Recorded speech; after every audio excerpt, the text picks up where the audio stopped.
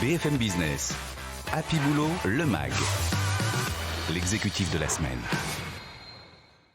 Vous le savez, on en parle souvent sur notre antenne, les métiers du numérique sont un formidable gisement de croissance.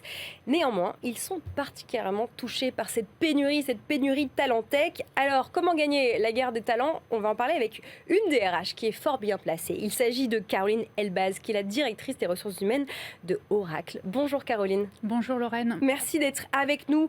On parle en deux mots d'Oracle, 1977, Californie, aujourd'hui un des plus grands acteurs tech. Combien de personnes vous êtes en France ? Alors on est 1600 en France, 133 000 au niveau mondial. Ça fait du monde. Alors j'aimerais, pour démarrer, parler de votre vision en tant que DRH dans la tech, avant d'évoquer cette pénurie de talent, de votre vision du future of work, du travail de demain. Et on va lier les deux sujets, pénurie de talent et future of work. Quelle est votre définition, Caroline, du future of work ? Alors la définition, on est en train de la construire. On n'en a pas une toute faite, mais je peux vous raconter une histoire, celle d'Oracle, puisque on a vécu 2 ans en full télétravail, pendant 2 ans sans voir nos équipes, sans voir nos collaborateurs. Donc c'était quand même une expérience particulière, et cette expérience nous a amené à voir qu'on était plus efficace. Pour autant, cette efficacité, on a voulu la garder, mais on a voulu aussi continuer parce qu'il y avait des choses du passé qui étaient bien, des choses qu'on venait de découvrir. Et donc, c'était de faire une synthèse entre le monde où on était en présentiel total et le monde où on était en full télétravail. Et donc, on a décidé pendant une période de presque 1 an d'expérimenter avec l'aide d'un cabinet, avec l'aide de nos collaborateurs, ce qu'on appelle le travail hybride, c'est-à-dire à la fois en télétravail, parce que c'est pas pareil d'être 100% en télétravail ou en présentiel. Et donc, on a décidé de co-construire avec nos équipes et d'apprendre ensemble à créer le Future of Work. Alors, on en a des débuts de définition. La première, c'est réapprendre à travailler. C'est aménager les environnements de travail et les outils. C'est basé sur des valeurs de confiance, de partage et de responsabilité.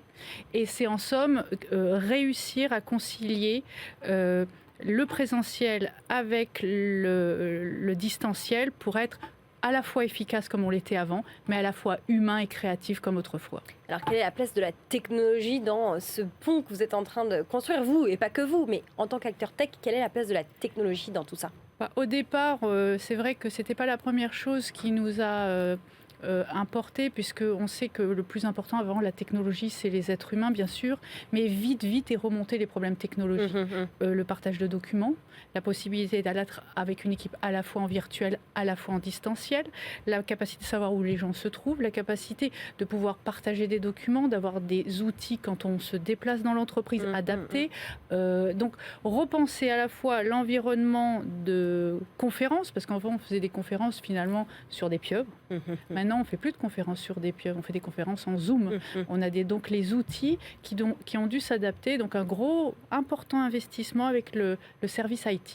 Bon, une définition du futur du travail en cours. Tout ça se déroule dans un contexte assez pénurique. On estime qu'il y a 100 000 emplois dans le domaine numérique qui ne sont pas pourvus.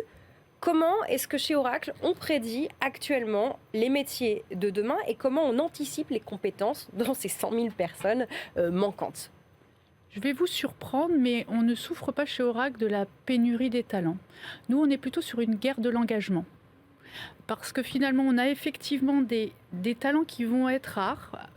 J'entends les ingénieurs, les pre-sales, donc les aspects techniques où il y a une expertise particulier. Et donc là-dessus, on va se battre sur des talents et sur le recrutement. Mais la problématique finalement du secteur de l'IT, c'est essentiellement de garder les gens avec nous, engagés, motivés, parce qu'on est sur un métier de haute valeur ajoutée, de création d'équipe. Et donc, la partie, finalement, engagement est bien plus importante que uniquement la partie technique ou compétence. Et aujourd'hui, c'est ça l'enjeu du DRH, c'est garder nos talents motivés, nos talents avec nous et d'en tirer le meilleur d'eux-mêmes. Plus que la guerre des talents, c'est la guerre de l'engagement. La guerre de l'engagement. Alors vous dites ça, en plus vous n'avez pas toujours été DRH dans la tech, avant vous étiez plutôt dans les services et dans l'industrie. Est-ce que vous vous inspirez de ce que vous avez vécu ailleurs justement pour stimuler cet engagement dans vos recrutements et dans le management de vos équipes RH ? pas du tout.